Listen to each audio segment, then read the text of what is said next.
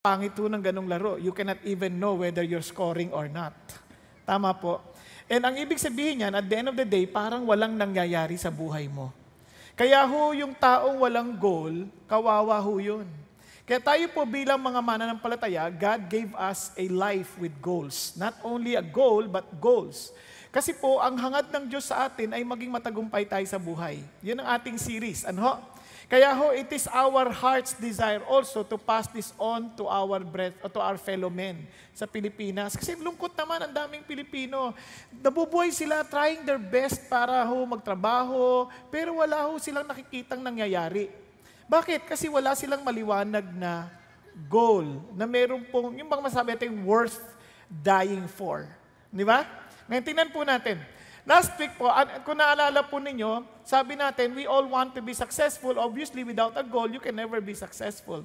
But what is a true success? So let's first once again review. I-redefine nga natin kasi ang success sa tao, technically speaking, mayaman, sikat, di ba? Merong magandang pamilya, yun ang ating hangad. And hindi ho yun masama. Hindi ho yun masama. Pero ang problema lang, yung ganong pananaw ay corrupted na, kaya hindi na naintindihan ng tao. And since God created us in His image, He wanted us back to be like Jesus, the very image of God.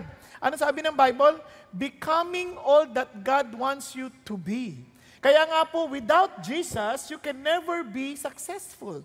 Kasi kahit na anong yaman mo, hindi ka pa rin masaya kasi you're not living out the very image that you are. Naalala niyo yung kwento ng isang naturalist, yung nakuha niya itlog ng agila, tapos isinama doon sa mga manok. Napisa. Itong agila, kasama niya lahat mga sisiw ng manok. Isipin niyo, ang utak niya, utak manok. Utak manok. Ang kanyang kilos manok. Agila ito Kumakain dapat ng manok. Biro niyo kung tumuka agila, laki-laki ng ulak. Ganyan. Lahat, kilos manok, utak manok, pati ho yung kanyang tilaok. Tinatry niyang maging manok. And imagine he was trying and giving his best para po maging manok, kilos manok, ni hindi makalipad. Natutulog sa ibabaw na pero nakaganon lang, hindi humain. Hanggang sa isang araw, dinala ho siya nung isang naturalist. Sabi niya, mali yan. Sabi niya, mga expert sa aviary, sabi niya, hindi, tama yan. Yan ay agila, hindi yan manok. He must fly. Sabi niya, hindi siya makalipad kasi ang utak niya, lumaki na siya kasamang mga manok. Kaya ang lipad niya, mababa lang. Pero isang araw, dinala ito sa may bundok. At doon sa bundok. At siyempre sa una, tinry niya munang lumipa. Wala Nung dinala na sa bundok, at pagbukang liwayway, umakyat ang araw, nakita ng agila, kasi malaki na siya yung pagliwanag ng araw na ganyan, bigla niyang in-spread yung kanyang pakpak, at ginalaw, at unti-unting lumipad, na bilang totoong agila. Hanggat hindi ka na ibabalik sa totoong image mo, you will never, ever be successful. Kaya nga, it's becoming all that God wants you to be. Anong gusto ng Diyos mangyari sa atin? To be brought back to the very image of God. And who is that? The image of Jesus Christ. Because Jesus is the image of the invisible God. Nakuha natin. And we were created in that image. Nasusundan po? Kaya without your relationship with Jesus, you'll never be happy. And doing all that He wants you to do. Kasi bagamat tayo, we will become like Jesus, we are part of the whole of Christ. Ibig sabihin, hindi ka pwedeng lahat ng bagay na gagawin ni Kristo, magagawa mo lahat. Hindi. Because we are in a body. Every one of us is just a part of the body. Kaya nga sa 1 Corinthians 12, do all, perform miracles, do all. Kaya magtataka kayo, sabi ni Jesus, he who believes in me will do greater works than I do. Bakit? Kasi he's referring now to the church, to the whole body. Mas marami tayong magagawa. Tama ba? Sabay-sabay tayo nagsasalita Sabay-sabay tayong kumikilos and we are in all areas of life. Nandoon tayo. Which at that time, as a physical body ni Jesus, hindi siya makagalaw. Hanggang doon lang siya sa Israel. Ngayon, nakapasok na sa kumpanya nyo. Dahil nandun ka. Nakapasok na siya sa eskwelahan nyo. Dahil nandun ka. Nakapasok siya sa pamilya mo. Dahil nandun ka. Because you're part of the body of Jesus. doing all that He wants you to do, and hearing Him say, "Well done, good and faithful servant." Okay po ba yan? Okay po? Now, may tanong ako sa inyo. Sino sa inyo gusto kayong matawag na abnormal? Obviously, nobody wants to be called abnormal. Tama? Na may papakita ko sa inyo. Kasi ito ang ating pag-uusapan. Succeed in balancing your life. Bakit ko sinabi sa inyo yan? Anong relasyon yan sa pagiging abnormal? Halimbawa, nakita nyo ang larawang ito. Ang cute, no? Tama ba? Pero ang haba ng kamay, abot sa paa.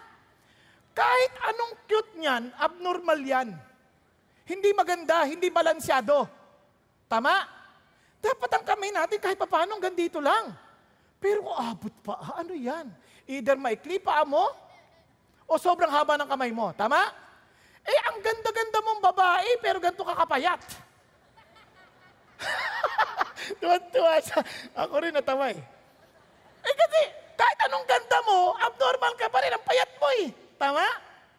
Eh lalo na, ang ganda ng katawan mo. Pero ganito lang ulo mo. Ay, alam nyo, ganyan ang hindi balansyadong buhay. Merong abnormality. Christian life is a balanced life. Kasi dapat hindi siya abnormal. It must create a balanced life. Kaya nga po, ang Christian life, ganito. Si God ang sentro, ang ministry, others, work, family, yan ang nasa paligid. Pag umikot ng tama yan, ang nakikita mo si God lang. Pag umikot ng tama, nakita mo si Jesus. Ngayon, kapag tabingi yan, hindi balansyado yung buhay mo, gegewang-gewang yan. So, hindi mo makikita yung gitna. Kaya, tingnan mo yung katabi mo. Nakikita ba si Jesus sa kanya? Oh, yan ang tanong kagad.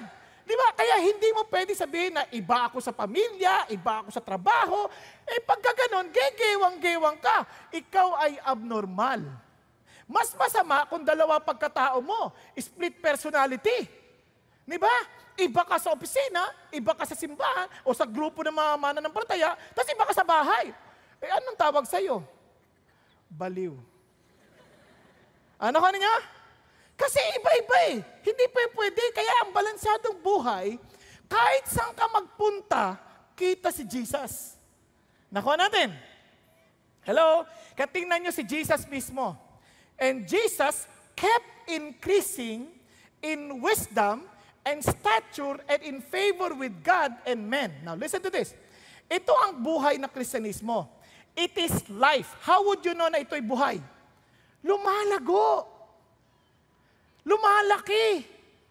The moment na nag-stop ka ng lumago, ay hindi ka na buhay, patay na. Naintindihan natin? Kaya nga ho, alam nyo, buhay, may buhay to, gumagalaw, lumalaki.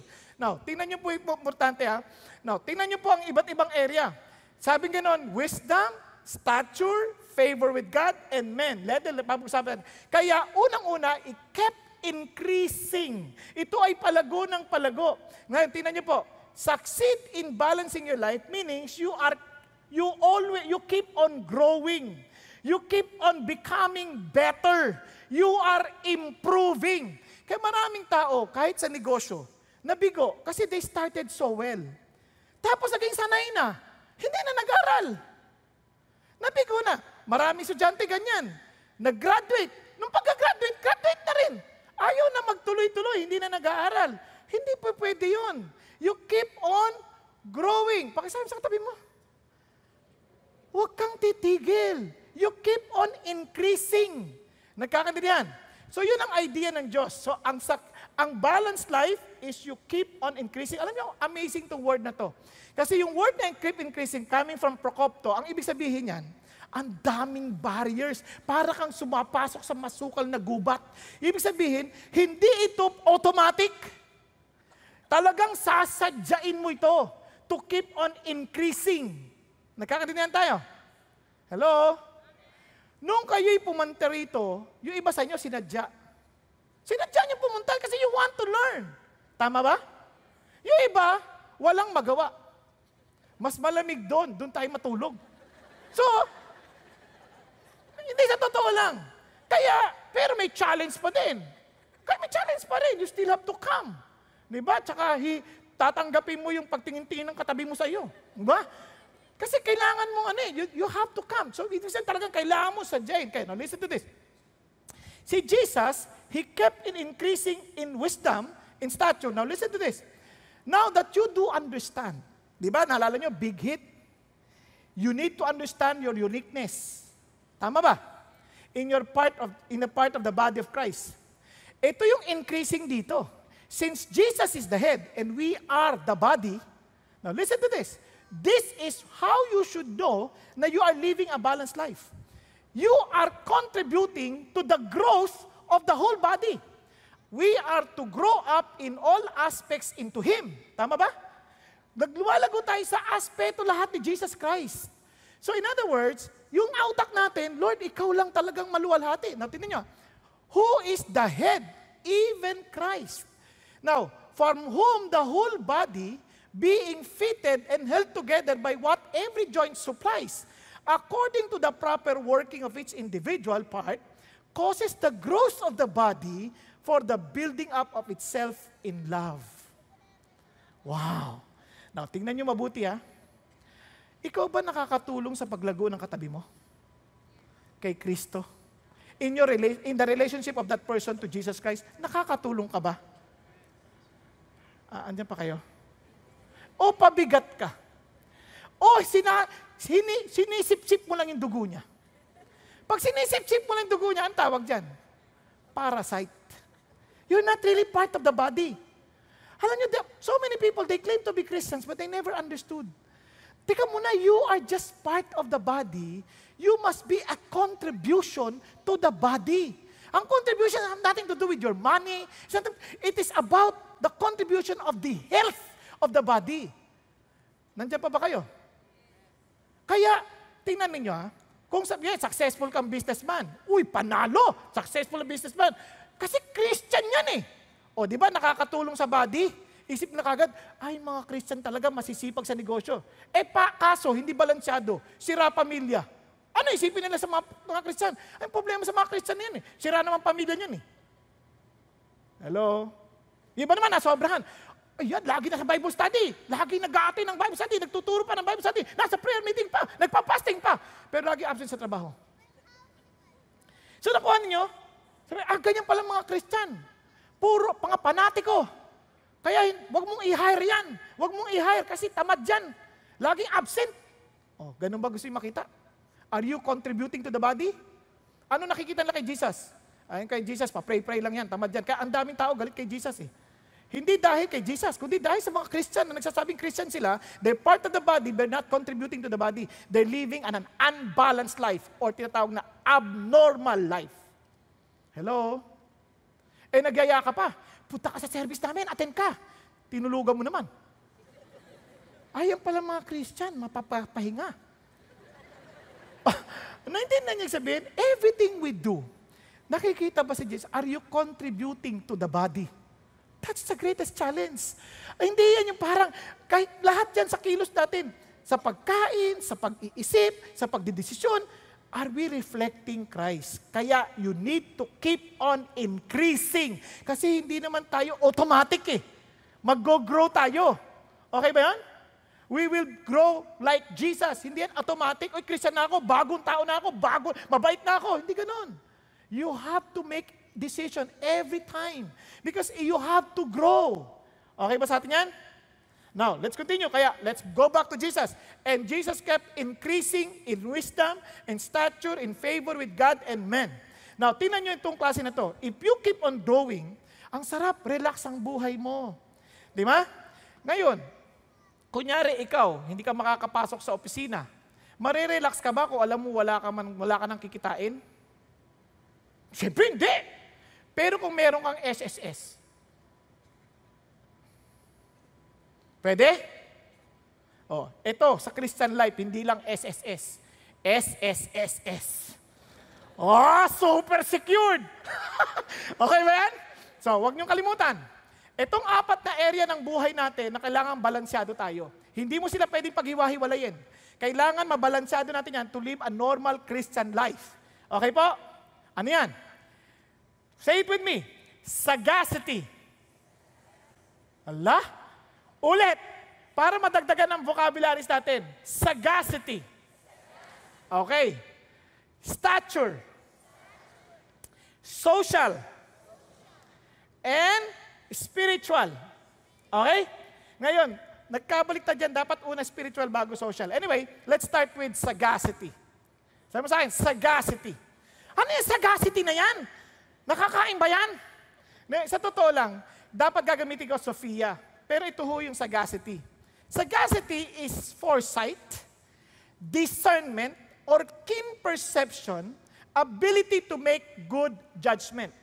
Sa madalit salita, just like what Jesus did, sabi niya, He kept increasing. It was intentional. In wisdom. Ang Greek word is Sophia. Kaya yung wisdom, what does it mean? It is the ability to keep on growing in knowledge and apply it in his walk in his life. Nakuha niyo? Yung kaya sabi niya, he kept on increasing in knowledge and application.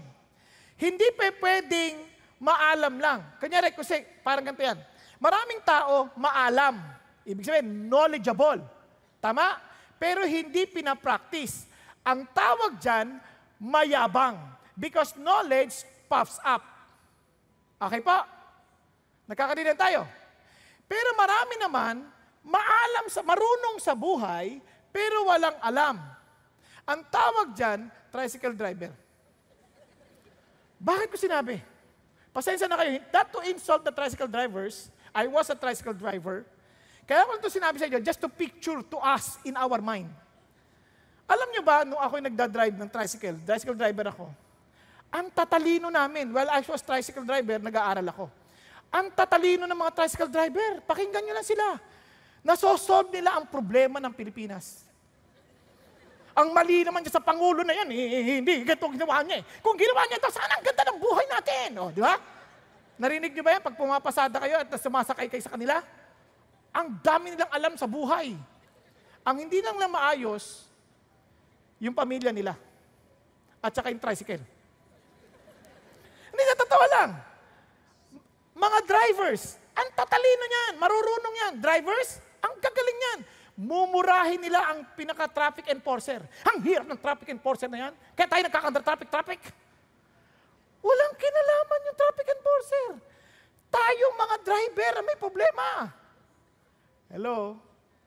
Kaya ang problema dito sa wisdom, dami nating alam, talino tayo. Minsan nga sa sobrang alam nating palusutin ang mga alam. Nakuha natin. Kaya ito yung challenge ng Diyos.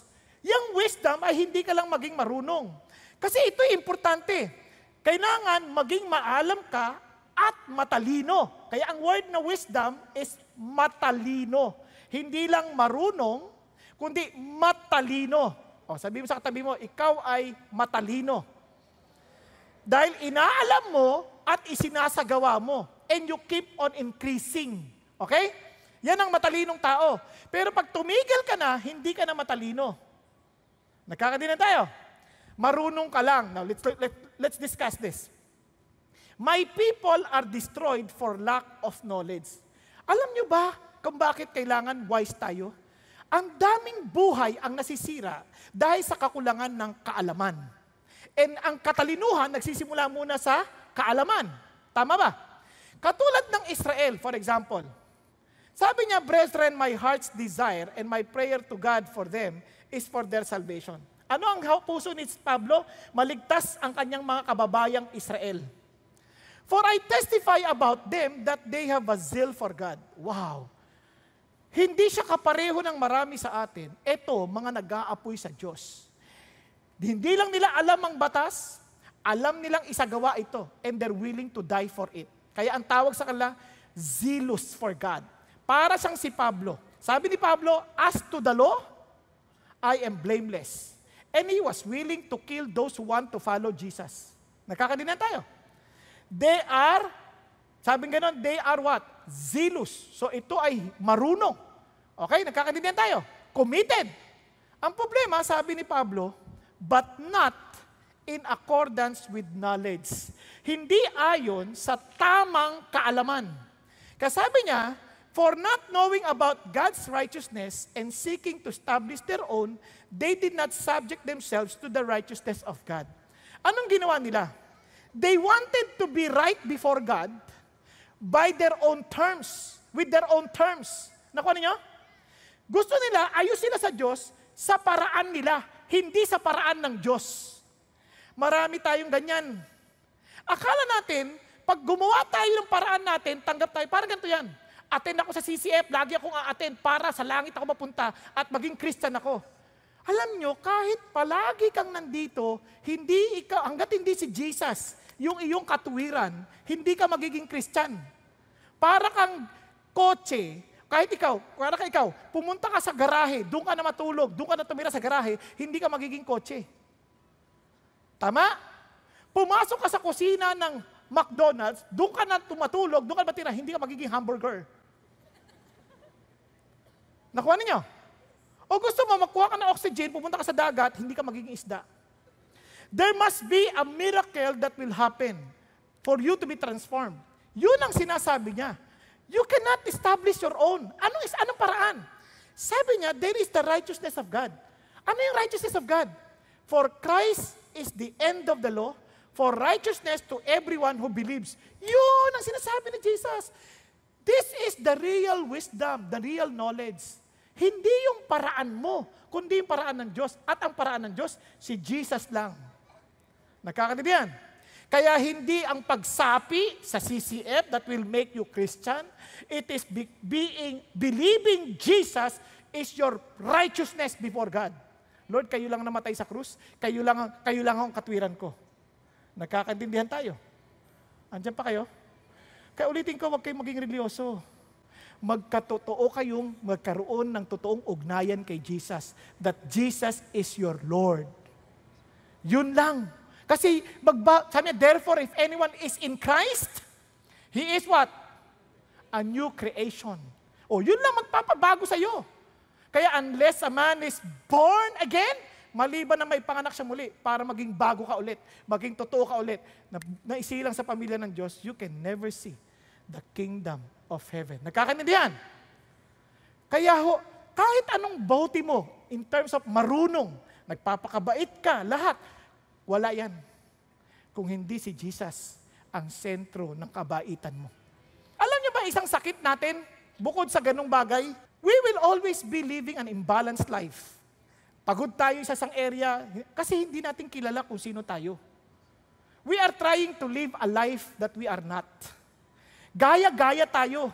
Gagayahin natin ibang tao na hindi naman tayo. Kaya nga tinanong niyo si Jesus kung bakit He was increasing in knowledge or in wisdom. Unang-una, tingnan niyo lahat ng talata na to. I am the one. I am He, the one. Sabi niya, I am the bread of life. Sabi niya, He said, I am the bread that comes. Paulit-ulit, I am the living bread. Puro I am. Sabi niya, I am the light of the world. And you are, I am from above. Ano pansin niyo kay Jesus? Puro I am eh. And that I am. Ang pagpapakilala niya, ang linaw sa kanyang puso, kilala niya kung sino siya. Ikaw, kilala mo ba kung sino ka? Minsan gaya-gaya lang tayo sa ibang tao eh. Hindi na nakalimutan natin kung sino tayo. Kaya hanggat hindi natin alam kung sino tayo, maniwala kayo sa akin, you'll never live a balanced life. Maraming tao sabihin na, ako, tagasunod ako ni Kristo, I'm a Christian. Our country calls ourselves to be the only Christian country in the Far East. But look at us as a nation. Christian ba talaga tayo? Tayo nga pagdating dito we act. Pagdating sa parking pa lang, parang hindi tayo mga Christian. Hindi kayo. Yung nasa parking. Yung mga sasakyan, hindi Christian yan. Naintindihan niyo yung sabihin?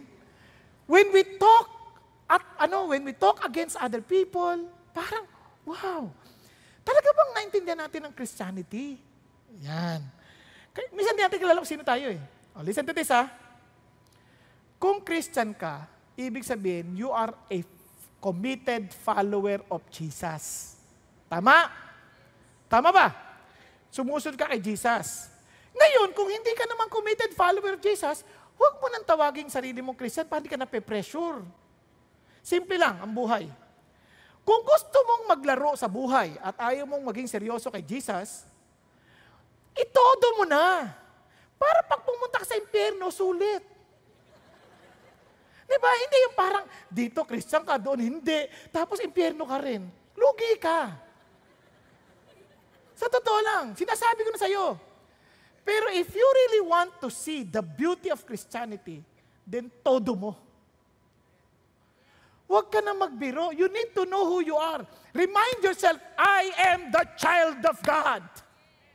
Kaya bakit ako nagwo-worry? Sasayangin ko yung energy ko sa worry. I know who I am.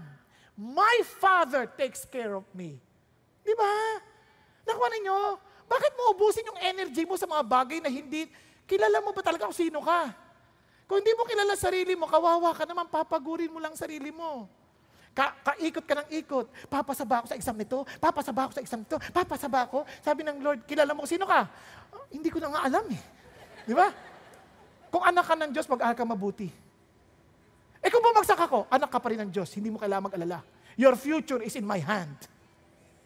Not in the result of your exam. Nakuha natin? Kasi, yan, indikasyon lang yan of where to improve on. But it does not define who you are. Pag nadapa ka, nagkasala ka, bangon ka ulit. Bakit? Hindi, anak ako ng Diyos, hindi ako pwedeng manatiling dapa. Because the righteous man falls 7 times and he rises up 7 times. Hindi pa pwedeng manatili akong dapa. Kung dapa ako, dapang isda ako. Hindi na ako babangon. Remember who you are. You are the child of God. Katanong sa sarili mo, why am I doing what I'm doing? Is it because I know who I am? I belong to Jesus. Hello? Pakisabi mo sa natutulog mong katabi. Do you really belong to Jesus? Then huwag kang pumayag na pinatutulog ka ng kung sino-sino. Bumangon ka, buksan mong yung mga mata. Nagkakaininan tayo? Remember who you are. Pag yung iinit ng ulo mo sa opisina, ting! Hindi. I belong to Jesus. Kahit napakasama ng mga tao na to, Lord, I belong to you. Kailangan kayong makita, itong mga taon to, alam ko may araw din sila sa inyo. Diba? Relax ka lang. Huwag ka na makipagpatulan dyan. Minsan, huwag mo ibaba yung sarili mo. Kaya tinan nyo ha, paano ka magkakaroon ng wisdom? Paano? The beginning of wisdom is acquire wisdom. I-acquire mo talaga. Paano? How much better it is to get wisdom than gold and to get understandings to be chosen above silver. Ano sabi niya? Kung paano ka naghahanap ng pera para sa pangailangan mo, ganunin mo ring hanapin ang wisdom. Halimbawa, pag umattend kayo ng service, bibigyan ko 1 milyon. Eh, bumabagyo. Nasa bahay ka pa, tapos nagbabaha. Pupunta ka pa rin? Ha? Bakit? 1 milyon yun, no? O, tingnan ninyo. Sabi ng Lord, wisdom is much better than gold. O, di ba? O, bakit pag bumabagyo, wala kayo rito? Tingnan nyo kalokohan natin. Di ba? Puro tayo maalam eh. Pero walang talino. Di ba? Parang kunyari, life goals. Nag-share na ba kayo ng life goals? Sinuruan nyo na? Nung una, life goals, yes! O, ginawa nyo na ba? Pinasa nyo na? Maalam ka rin eh. Hindi ka matalino eh. Di ba? Anong tawag sa di matalino? Ha? Uy, grabe naman yun, oh. Bobo daw? Hindi naman. Mangmang. Gusto mo bang maging mangmang? Obviously, ayaw mo. Tama? Makasabi sa katabi mo, be wise. Ayan, tuloy tayo. Bakit? Sabi niya, the fear of the Lord is the beginning of knowledge. And tingnan nyo, hindi pwedeng hiwalay yung knowledge sa wisdom. Fools despise wisdom and instruction. Kung talagang matalino ka, itong unang palatandaan yan, may takot ka sa Diyos. Kasi ang taong maalam sa mga science, sa agham, pero walang takot sa Diyos, hindi yan matalino. Hindi niya naintindihan ang buhay. Gusto niyo malaman? Tingnan niyo sabi ng Bible. Pakinggan niyo ha. Sabi niya, wisdom shouts in the streets. She lifts her voice in the square. At the head of the noisy street, she cries out. At the entrance of the gates in the city, she shatters her saying. Kung talagang matalino ka, look at the people in the street. They never feared God. Look at them. Look at their lives. They have laughters outside, but they're crying inside. Kung nakikinig ka sa sigaw ng mga tao sa kalye, they are tired. They do not even know where they're going. They're just trying to survive. Naririnig mo ba? Sumisigaw ang wisdom. Mga anak, tingnan niyo ang buhay niyo, tingnan niyo ang hirap ninyo because you have refused to fear God. Wisdom is calling. Are you willing to come? Alam niyo, kung totoo tayo, simple lang eh. Alam niyo kung anong klaseng buhay meron kayo. You know the dryness deep within your heart. And don't fool yourself. Na wala, okay lang ako. Hindi totoo yan. You may look cute, but deep within your heart, you're lost. But the wisdom is telling you, anak, huwag kang gumaya dyan sa mga tao sa kalye. They're lost. Tingnan nyo kung anong pinagagawa nila. Pilit nilang naghahanap ng meaning or significance sa buhay. Tingnan nyo sila mag-short. Nalalaglag. Kita yung brief. Bakit? Hindi na maintindihan anong kailangan gawin para mapansin. Bakit mo pa gagawin? Hirap na hirap ka maglakad. Gayahin mo si Superman. Yung brief ang huli. O di pa kita mo na talaga. Mga hindi nag-iisip. Pag New Year, anong ginagawa ng tao? Nagpapaputok. Bakit? Para mag-alisan ng mga demonyo. Saan nagpunta? Sa loob ng bahay. Kasi sa labas kayo nagpaputok eh. Tingnan nyo, kung nakikinig ka sa wisdom, tingnan nyo kamangmangan ng tao, sabi ng Diyos. Tingnan nyo, araw ng mga santo, All Saints Day. Ano pinapakita? Puro demonyo. May sungay, sinaksak. Ano ba demonyo yun? Tingnan nyo kung paano tayo nililim lang ng mundo. Wisdom is calling. Don't close your eyes. Don't cover your ears. Listen. Listen. Tingnan yung mga tao sa kalye, living in adultery, living in debauchery. Are they happy? Are you listening to the cry of wisdom? Look at those who are in fornication. Getting pregnant without a father. Ano yan? Virgin birth? Wisdom is calling. Kasi hanap kayo ng meaning eh. But Jesus, the wisdom is calling. Sabi niya, you seek for it. Fear God. Now, tuloy natin. Tingnan nyo ha. How long, O naive ones, will you love being simple-minded? As scoffers delight themselves in scoffing. Pinagtatawanan niyo yung bagay ng Diyos. But have you not really listened to yourself? Na habang pinagtatawanan yung bagay ng Diyos, lalo kayo nalulugmok. And fools hate knowledge. Kaya anong dapat mong gawin? If you are serious and you really fear God, ano sabi ng Bible? If any of you lacks wisdom, let him ask of God, who gives to all generously and without reproach, and it will be given to you. Alam sa Tagalog niyan? Kung kailangan mo ng katalinuhan, sabi niya, humingi ka sa Diyos. At ibibigay niya sa iyo ito ng walang pagpipigil at walang panunumbat. Bakit? Bakit? Tingnan niyo ha. Ang context ng ganito, consider it all joy, my brethren, when you encounter various trials. Anong klaseng trials? Various. Iba-iba. Full of variety. Hindi lang isa. Trials. Dami. Knowing that the testing of your faith produces endurance, and let endurance have its perfect result, so that you may be perfect and complete, lacking in nothing. Pero Lord, hindi ko na alam gagawin ko. Puro problema na to eh. Then you ask God. And sabi, Lord, mali ko naman yun, hindi ako nakinig sa iyo eh.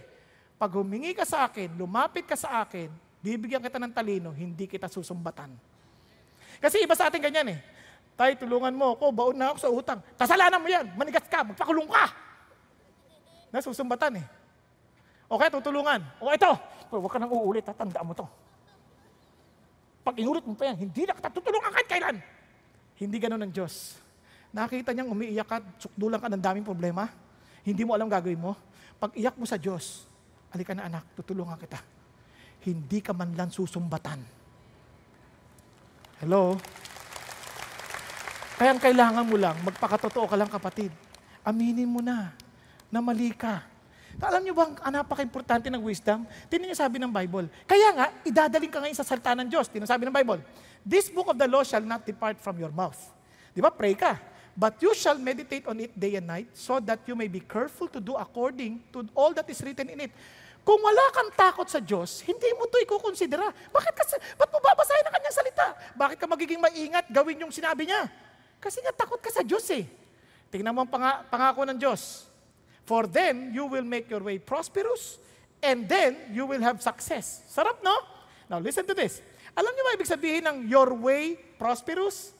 Itong pagkakasalin sa Amplified Version, para maintindihan natin. Sabing ganon, for then, you shall make your way prosperous, and then, you shall deal wisely, and have good success. Tatalino ka. You will have understanding. If you obey God, you follow Him, you study His Word, you meditate on it, you apply it carefully, tatalino ka. You will understand what life is. Alam nyo, ang dami kong natutunan sa buhay dahil lang sa pagkaintindi sa Bible. Tingnan nyo, sabi ng Bible, gusto mong umangat, magpakumbaba ka. Ha? Paano nangyari yun? Dito dapat magpakayabang ka. Hindi mo naintindihan. We are living in an upside down world. Baliktad ang mundo natin. You want to be saved? Humble yourself. Ang pataas, pababa. Papakita ka pa sa katalinuhan ng Diyos. Blessed are those who are poor in spirit, for theirs is the kingdom of heaven. Saan kayo nakakita? Kaya pagod ang maraming tao because we're trying to prove to people who we are. Tama ba? Kilala ba kung sino ako? Ha? Ganun pa tayo. Kaya sabi iba, Hindi niya kilala sarili niya. Tulungan mo nga. Di ba? Kilala mo ba kung sino ako? May mga ganun pa eh. Tama ba? Tingnan sabi ng Bible. If you are poor in the spirit, just admit what you need. You don't have to prove anything. Di ba wise yan? Bakit? Sino dito ang nakakaalam ng lahat ng bagay? I don't care how intelligent you are. You don't know everything. Tama ba? Kung hindi ka hihingi ng tulong, hindi ka ba tutulungan? Kaya ang Bible ang talino. Ito pa sagot ng Bible. By wisdom, a house is built, and by understanding, it is established. Ang daming nasirang pamilya. Bakit? Walang alam, pumasok, nagpakasal. Dahil, sobra pag tumibok ang puso, walang magagawang sinuman. Di ba? Sabing ganon, pag ang pag-ibig pumasok sa puso ng ninuman, hahabaking ang lahat, mahamak ka lamang. Diba? Anong sinasabi natin? Wala kang trabaho. Hindi mo pinag-aralan paano mag-asawa. Magtataka ka, yun ang pangasawa mo na mukhang anghel, bruha pala. Nagbabago yan. Tingnan nyo ang kamangmangan ng tao. Isip natin na yung, kanyari, lalaki, yung babae, wow, ang bait niya, naninigarilyo. Sabihin ng lalaki, sabi mo, ayoko na naninigarilyo. Sige, hindi na. Next! Ikaw naman, paniwalang-paniwala na magbabago siya dahil sa'yo. Nakita mong umiinom. Ayoko nang umiinom. Hindi na. Tuwan-tuwa ka. Nung napangasawa mo, subukan mo. Naninigarilyo. Huwag kang magulo, pera ko to. Sunugin ko mukha mo eh. Bakit ganon? Dati magbabago siya para sa akin. Ito naman lalaki, akala niya itong babae, hindi magbabago. Hello? Wow, sexy. Panalo, napakahinhin pag kumakain. Pag napangasawa mo, nakataas ang paa niyan. Kakain, tanggal ang pustiso, sayang to, sayang. Inagkakain lahat. Tapos yung katawang ganyan. Nagbago. Ngayon, hindi mo alam. Sa Lord, sasabihin niya, huwag kang titingin sa panlabas. Charm is deceitful. Tingnan mo yung pagkatao ng babae. Kaya marami dahil hindi nag-aasawa kasi tinitingnan nyo kagad yung magandang mukha eh. Huwag yung mukha ang tingnan ninyo. Yung karakter. Pero, pag sinabi kong puso, baka sabi mo, patingnan ng puso mo, walang ganunan. Bastos yun, di ba? Kailangan tingnan mo how he responds. Ganon din sa lalaki. Tama? Nagkakaintindihan tayo? Kaya, tingnan nyo, sa Bible, therefore, be careful how you walk, not as unwise. Christians are expected to be wise. Men, as wise, making the most of your time because the days are evil. So, paano? Sorry wala rito. Know the will of God. Ang sunod, be filled with the Holy Spirit. Then it teaches you the different roles. Wives, itong role mo. Husband, itong role mo. Di ba? Kasi dahil dyan, kaya when there is no guidance, the people fall. But in abundance of counselors, there is victory. You want to gain wisdom? Tanda mo, hindi ka nag-iisa. You can ask counsel. But listen, counsel of the wise. Ibig sabihin, people who fear God. Now, let's go to stature. Ano yung stature? Talks about physical body. Yan sabi ng Bible. In stature, helikaya. Ibig sabihin, increasing in stature, growing in the body. Bakit importante yan? Ulitin ko hindi mo pwedeng paghiwalayin yan, yung wisdom tsaka katawan. Kasi kahit maalam ka, alam mong gawin, pero ang katawan mo, wala nang kalakas-lakas. Basahin yung Ecclesiastes 12. Sabing ganon, remember the Lord while you're still youth. Kailan? Pagkabungal ka na, magsasanta ka tungkol kay Jesus. Sabing ganon, kailan? Love teachers. Wala na. Hindi ko iniinsulto yung mga walang ipin Baka ma-misinterpret ninyo. God is just telling us that our physical body affects the way we behave. Kaya marami sa atin mainitin ang ulo. Bakit? Masama may nangyayari sa katawan na hindi mabuti. Hindi ko ina-excuse yung mainitin ang ulo, but I'm saying sometimes it affects the way we behave. Tama? Kaya sabi ng Bible, listen to this. Ingatan niyo yung katawan na yan. Palaguin mo yung katawan na yan. Bantayan mo yan. Because your body is the temple of the Holy Spirit, who is in you, whom you have from God, and that you are not your own. For you have been bought with a price, therefore glorify God in your body. So anong purpose ng body? Pakigising katabi mo. Anong purpose ng body? For God's glory. Not for you. Kaya nga, offer your body as a living sacrifice. Tama ba? Yung katawan na yan, templo ng Holy Spirit yan. We're not talking about long life here. Long life is a bonus. But even if your life is short, ang mahalaga, have you used your body for God's glory? Kasi kaya ako nasabi yan, si Jesus 33 years lang namatay. But He used His body to save us. Nakuha ninyo? Kaya yung katawan, it's not just taking care of our body to make it beautiful. No, for God's glory. Alam nyo, every time nakikita ko sarili ko sa television ng taba, ang nahiya ako sa Lord Lord, nakakaya. Para akala wala akong disiplina. May sakit kasi ako, hypothyroid. Nakuha ninyo, konti kinakain, tumataba ako. Hindi madali, ang hirap i-maintain. Pero ganun pa man, hindi pa pwedeng hindi. Kasi baka akala nyo, kinakain ko yung tights. Para maliwanag tayo. Di ba? Kaya sabi ko sa Lord, hindi pa pwede. Kaya ngayon hindi ako makain ng kanin, hindi ako makain tinapay, hindi ako makain ng matatamis. Bakit? Kasi nga, iniisip ko, my body is for the Lord. I want to look good for the Lord. Nagkakaintindihan? I want to be healthy for the Lord. Not for the sake of being healthy. Iba nagpapa-exercise kayo, tapos titingin sa salamin. Kakatatlong buhat mo pala? Wala yan. Kahit maganda yung katawan mo, it's not for the Lord, wala din. Tingnan niyo sabi ng Bible. Tingnan niyo do you not know that you are a temple of God and that the Spirit of God dwells in you? Grabe Kasi sabi niya, if any man destroys the temple of God, God will destroy him. For the temple of God is holy. That is what you are. Ano ka daw? Your body is holy. And that is what you are. Now, look at this. Paano ba dinidestroy yung temple? Sabi ng Lord, do you not know that your bodies are members of Christ? Ano nga ang katawan, bro? Membro ng katawan ni Kristo. Tama? Shall I then take away the members of Christ and make them members of a prostitute? Isipin nyo, dinala mo sa Lexus yan. Yung katawan na yan. Kay Jesus yan. Sabi ni Jesus, hindi yan pan Lexus, hindi pan Pegasus, para kay Jesus. Nakuha ninyo? May it never be, sabi niya. Or do you not know that the one who joins himself to a prostitute is one body with her? For he says, the two shall become one flesh. Whoa!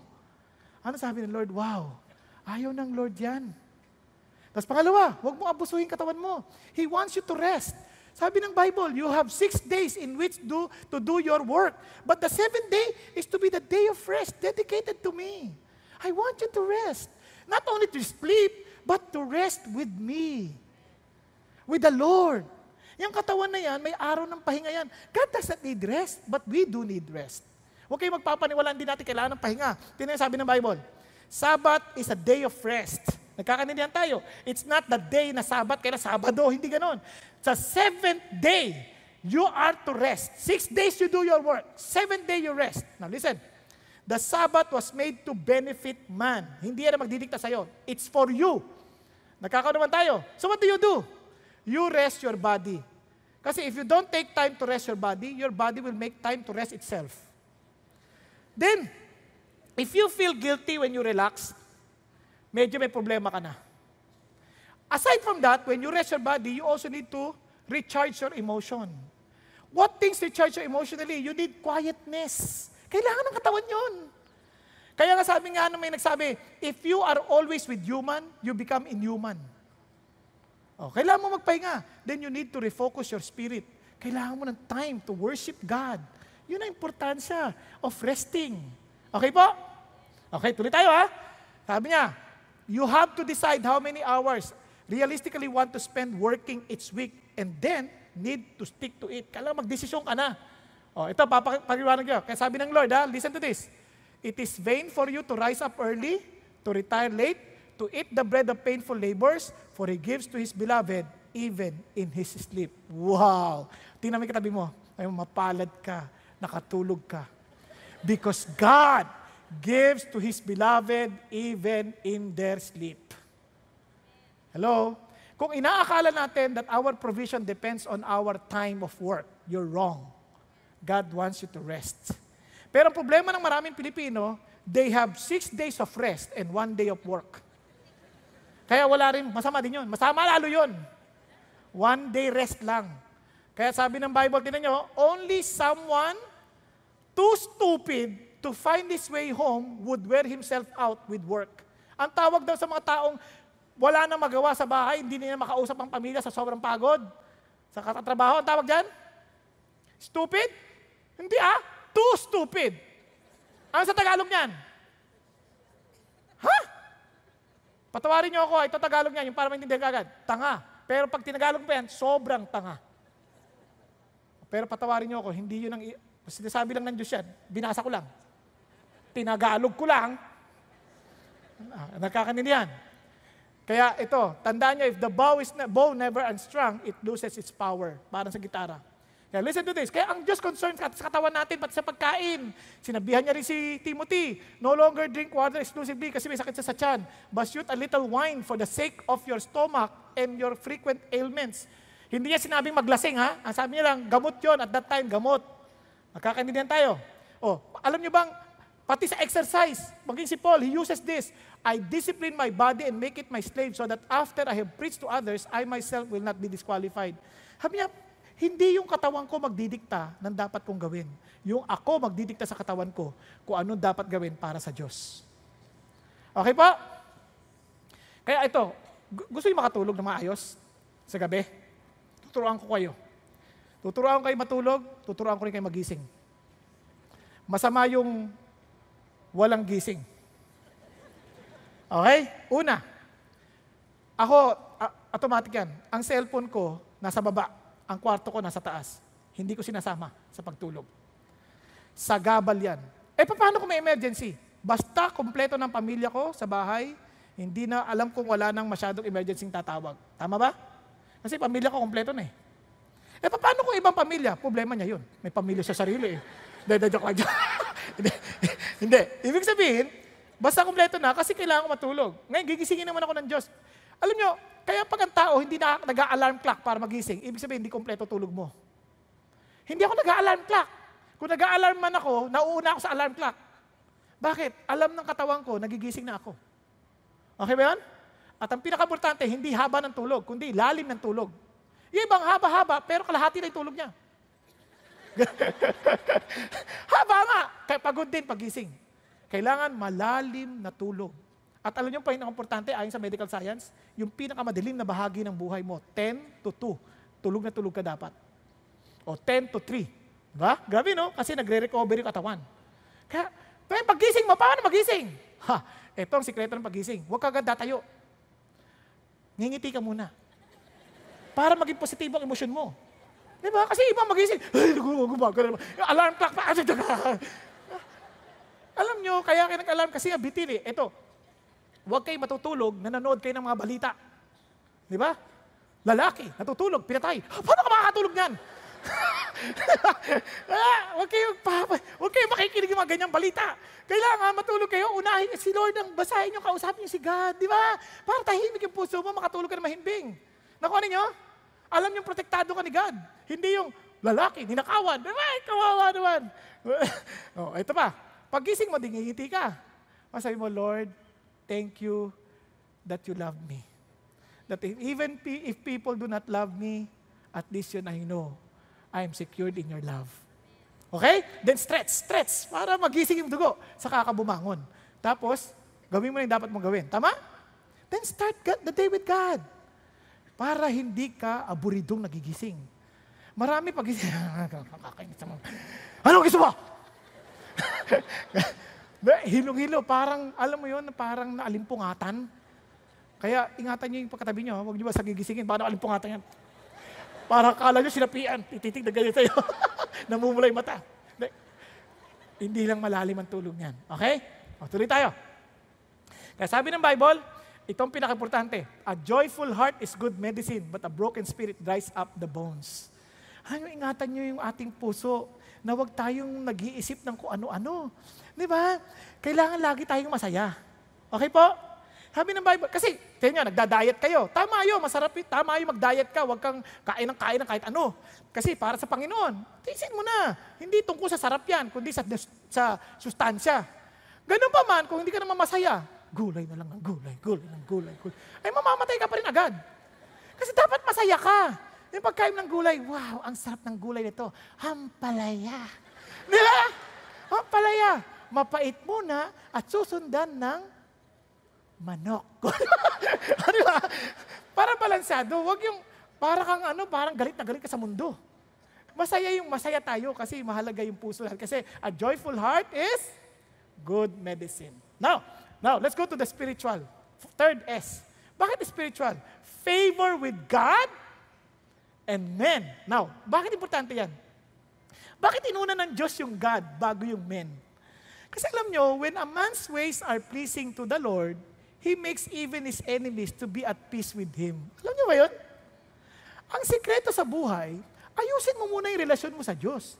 Kasi pag hindi ka ayos sa Diyos, tiyak ako, mahirapan kang maayos sa kapwa mo. Tingnan niyo mga taong hindi ayos sa Diyos. Hindi ko sila, kahit religious ka, pero hindi ka ayos sa Diyos. Mapaghusga ka. Lagi mo tinitingnan ng mali ng ibang tao. Lagi mo iniisip, ikaw lang ang tama.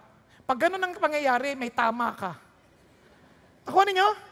Lagi mo iniisip, ikaw ang sentro ng mundo. Guys, God is the center of the universe. Unless you see God being the center of everything, wala kang makikitang aksidente sa buhay. Lahat yun, inadya ng Diyos for our good. Nagkakaintindihan? And if we fear God and love God, obviously, pati yung kaaway mo, hindi mo kaaway. Siya ay mamahalin mo. Kaya sabi ng Lord, love your enemies. Hindi mo kayang gawin yan pag hindi mo nakita si God. If you did not find favor from God. Kasi anong saysay na natutuwa ang tao sa'yo? Hindi naman natutuwa ang Diyos. Nakuha natin? Kaya importante, matuwa muna ang Diyos. Kaya nga, ang counseling ko, may problema ka, bago mo ayusin sa tao, ayusin mo muna relasyon mo sa Diyos. Kaya favor with God and man. And look at this. Beloved, let us love one another, for love is from God. And everyone who loves is born of God and knows God. The one who does not love does not know God, for God is love. Hindi ka matututong magmahal kung hindi ka muna ayos sa Diyos. Tama ba? Hello? Kaya ang taong hindi mapagmahal, hindi ayos sa Diyos. He did not find favor from God. Now, listen to this. Alam niyo yung favor na yan, dapat yan nag-i-increase. Kaya kept increasing in the favor of God. Bakit? Ito sabi ng Lord, but grow in the grace. Grow in the favor and knowledge of our Lord Jesus and Savior Jesus Christ. Ano sinasabi ng Panginoon? You need to keep on growing in favor of God. Akala ko ba we're saved by God's grace? Yes, we're saved by God's grace. But we grow in that grace. Nagkakaintindihan? We are not saved because of our work, but as we walk with God, the more we become intimate with the Lord, the more we sense His favor. Bakit? Nagbe-bless ang Diyos eh. Whether you like it or not, God blesses the people who walk with Him. Tama ba? Hello? Andiyan ba kayo? Kung paano malalaman, how would you please God? Love Jesus. Obey His word. Kaya nga, tingnan nyo ha, sabi ng Lord, gusto nyo matuto? But He gives greater grace. Oh, may greater grace pala. Ano sikreto? Therefore it says, God is opposed to the proud, but gives grace to the humble. Listen, ano sikreto? Ano sikreto? Humble yourself. What does it mean to be humble? It is a total dependence on God. Yun yung sinasabi ni Pastor Peter, broken leaders. Ang dependence mo sa Diyos, wala sa sarili mong kakayanan. Wala sa sarili nating talino. Wala sa sarili natin. Kaya ang mga Christian hindi nakikipagtalo. Bakit ka makikipagtalo? Bakit? Galing ba sa ating sariling talino natin? Hindi. Galing sa Diyos. So kung ibibigay niya, praise God. Pero hindi, anong lalaban mo? Wala. Nakuha ninyo? Tuloy tayo. Hindi ko sinasabing walang tututol sa atin. Meron. Pero hindi mo kailangan makipagtalo sa kanila. Nakaintindihan nyo? Sa opisina nyo, huwag na kayo makipagtalo sa mga opisina nyo. Relax lang kayo. Hindi naman, karamihan na nakikipagtalo, hindi naman nakikilig yan. Kaya, mag-depend ka na lang sa Diyos. Paano? Be humble. Gawin mo, you submit to God. Lord, sa'yo ko. Then draw near to God, and He will draw near to you. Be miserable and mourn and weep. Humble yourself in the presence of the Lord, and He will exalt you. Tingnan nyo si Jesus, anak na ng Diyos. Si Jesus, Diyos. Tingnan nyo, in the early morning, while it was still dark, Jesus got up and left the house and went away to a secluded place and was praying there. Wow! Anong ginawa ni Jesus? Nag-pray pa din. Asa pa rin siya sa Diyos. Aga-aga. At palagi siya nagpe-pray. Minsan kahit ang daming tao, pray. Kasi bakit? Kasi alam niya, kailangan niyang maging dependent sa Diyos. In His human form, He needs to depend on God. Tayo minsan sa sobrang yabang natin, sinosolve natin yung problema natin on our own way. Hindi tayo lumalapit sa Diyos. Magpe-pray lang tayo pag emergency na. Si Jesus, ang matalik mong kaibigan. Si Jesus, ang paraan sa ating Ama kung kaya't nagmamalasakit sa atin. Makipag-usap sa Kanya. Kahit siya ang nakakaalam ng bukas, ngayon, at ang maaring mangyari. Huwag ka magmamadali. Minsan, di ka pinansin. Okay lang. Mahalin mo lang siya and you ask God, Lord, tulungan mo ako. Naiinis na ako eh. Pero lapit ka lang. Nakuha? Kasi, kay Lord ka. Yun ang totoong humble. Hindi yung, excuse me po, para ang humble. Pag sabi, sino kasi sasalita sa gitna? Kalmo kanila yung daan. Di ba? Hindi ganun humble. Maraming ganyan. Pa-humble effect. Sorry pa. Hindi ko na po ulitin. Pagtalikod, kalbo. Humble ba yun? Ang humble, Lord, patawarin niyo po ako, mali po ako. Kapag sinabihan ka, ang pangit mo, thank you. Di ba? Hindi, thank you, mas pangit ka! Wala nang ganun. Sa akin, Lord, salamat. Kasi ang kagandahan ko lang hangad ay ikaw. Nakuha? Kasi ang tao naman sinungaling eh. Si Lord lang nagsasabi ng totoo. Ang mga humble, masyadong conscious, ay mga mayayabang, conscious sa sarili. Huwag kang conscious sa sarili mo. Hindi ka ganun ka-importante sa tao, pero sa Diyos, importante ka. Just be conscious of God. Hello? Kung ako sobrang conscious sa sarili, inaalala ko pati buhok ko, pati lahat ng katawan, hindi na ako makakapag-preach, promise. And I thank the Lord. Noon, mahihain ako, hindi ako makataas ang kamay. Bakit? Kasi isip ko, pangit ako, mabaho ako. Ang tawag sa akin, baho eh. Mabaho ako, pangit ako. Sabi ng Lord, nung naging Christian ako, you are fearfully and wonderfully made. Reklamo, Lord, ba't ganito ilong ko, laki-laki? Si Cesar Montano, ang nipis. Konting hangin, galaw. Ako, lumapag na aeroplano, walang galaw. Sabi ng Lord, you are fearfully and wonderfully made. Hindi ka ba nagpapasalamat na hindi yan baligtad? No. Kasi kung baligtad yan, konting ambon, lunod. Ang importante, nakakahinga ka ba ng maluwag sa buhay mo? Amen? you trust God. You depend on God. You listen to God's judgment, not yours, because the favor of God is on those people who trust in Him. Amen? It is impossible to please God without faith. Faith is trusting in the Lord. Kaya sabi ng Bible, therefore we also have as our ambition, whether at home or absent, to be pleasing to Him. And finally, social. Alam nyo, ang buhay ng tao, hindi lang po siya puro spiritual. Alam niyang makitao. Ang social, favor with men. He's not seeking for favor from men. He's seeking God's favor and He knows how to deal with men.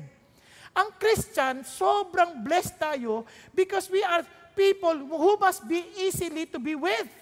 Bakit? Hindi tayo judgmental. Mapagtanggap tayo sa tao, makasalanan o hindi, mahal natin, parang si Jesus. Ang mga Pharisees, yun ang ayaw ng mga makasalanan. Kaya si Jesus, He was with the sinners. He was eating with them. Bakit? They see something in Jesus na hindi siya judgmental, He's very loving, and He cares for us. He understood where we're coming from. Ang mga religious leader, yan ba Christian? Ha? Ba't ang clean ang damit mo? Minsan ganun pa tayo eh. Meron sulat sa akin, Pastor, ba't hinahayaan niyo yung mga nag-attend dyan, nakikita ang pusod? Ha? Hindi ko napansin. Dahil hindi ako tumitingin sa mga pusod nila. Tinitingnan ko sa kanilang mga mukha. Hindi ko talaga napansin. Tsaka pwede ko bang pigilan yan? Ba't naman yung pusod mo, kita pa? Eh malay ko, kung pinawisan yan, umiklibo ang damit. Nakisayaw, sumabay. Umikli. Kasi pala, umuurong yung damit niya. Hindi natin pwedeng pigilan niya. Iba, sinasabi ko yung iba sa inyo, siyempre mag-ingat kayo, ba't ang ikli naman ang damit niyo? Pero, ayaw kitang husgahan. Hindi kita i-condemn. Bakit ba? Kung yun ang gusto mong damit eh. Malay ko ba kung natastas yan? Yun na lang natira. Ay, ang ikli na, tsak. But what I'm saying is this. I'm not here to judge you. It's between you and the Lord. Nakakandi yan?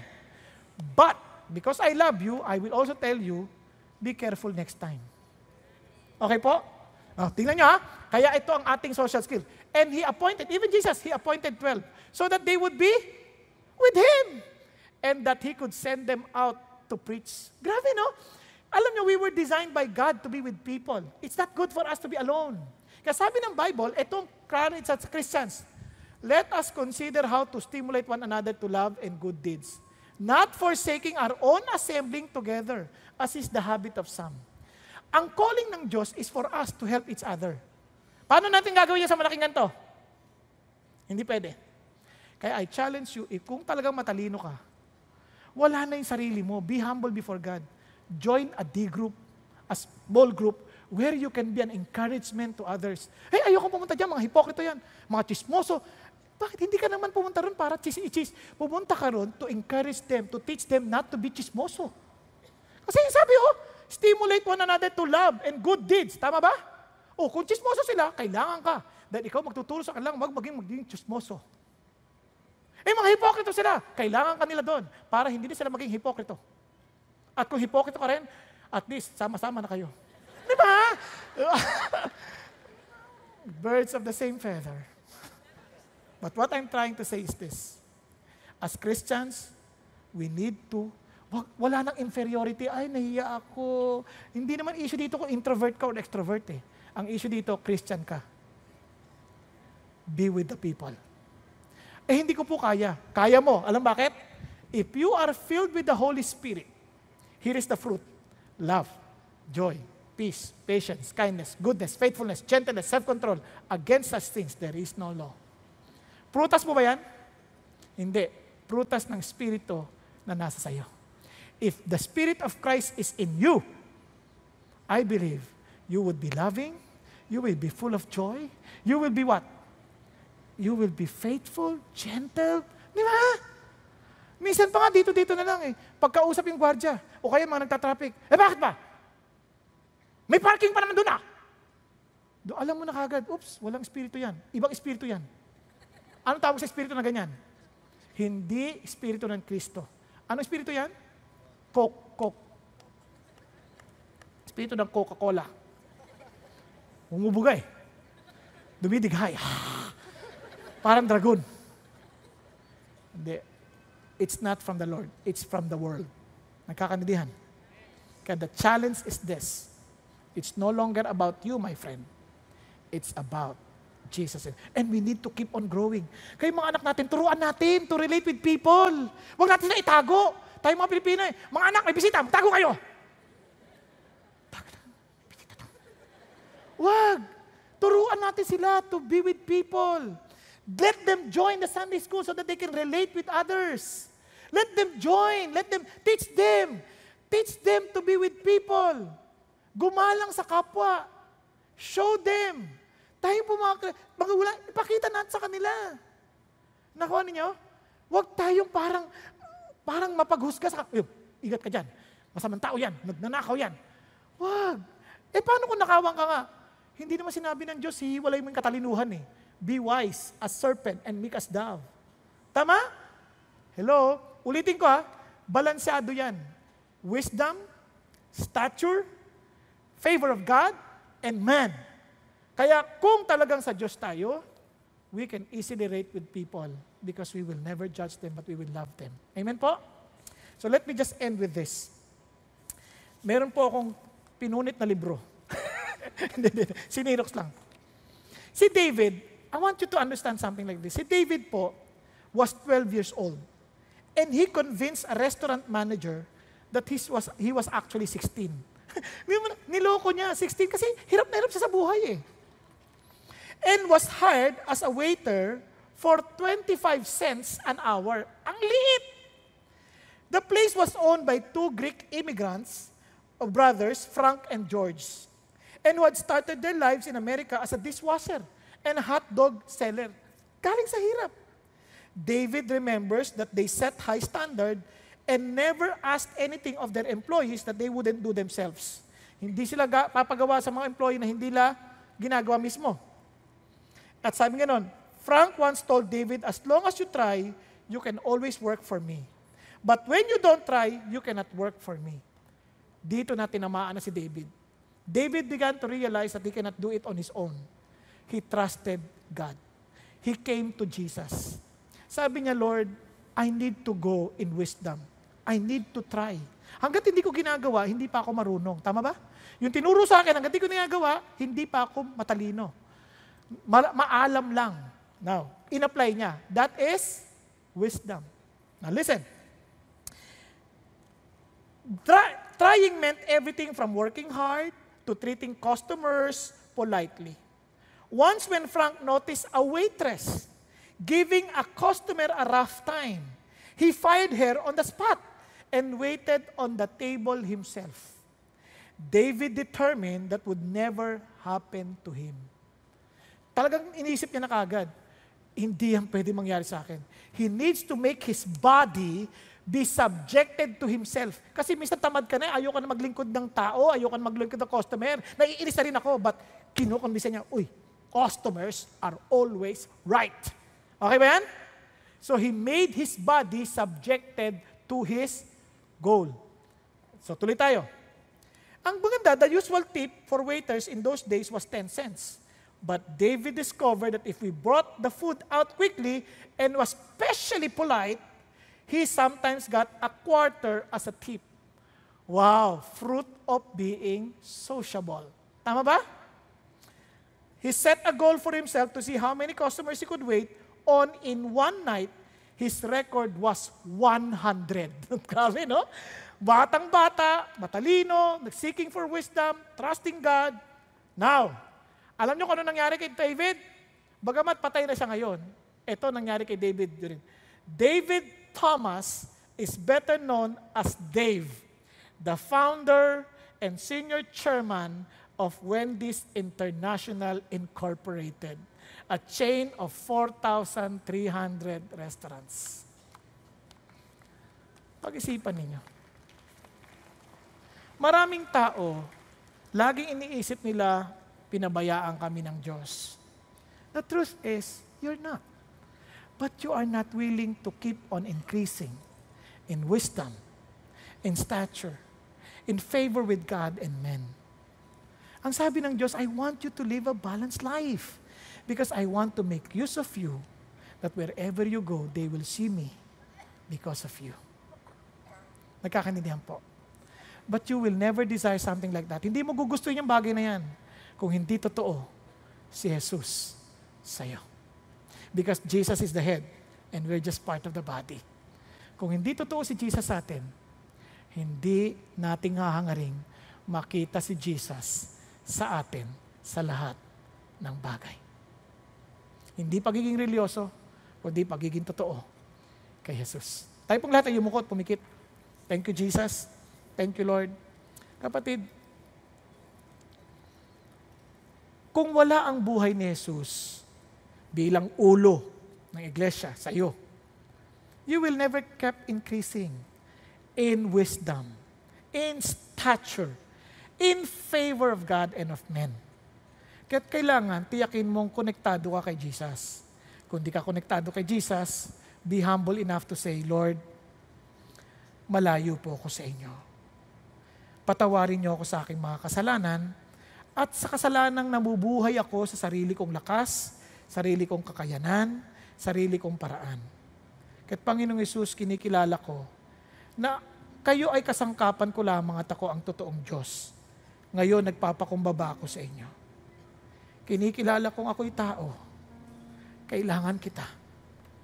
At kayo ang totoong Diyos na dapat kong paglingkuran, sambahin, sundin, at mamuhay na ikaw ang sentro ng aking pagkatao. Na maging sa trabaho, sa pamilya, sa komunidad, at saan man mo ako ilagay, dalangin kong ikaw, Jesus, ang makita sa akin. Dahil kayo na ang buhay ko mula ngayon hanggang sa walang hanggan. Thank you, Jesus. Pangunahan mo ang buhay ko, Panginoon. Salamat na namatay ka sa krus ng Kalbaryo para sa aking kasalanan at ang katwiran mo'y pinagkaloob mo na sa akin. At dahil dito, tinanggap ako ng iyong Ama, ang Diyos Ama.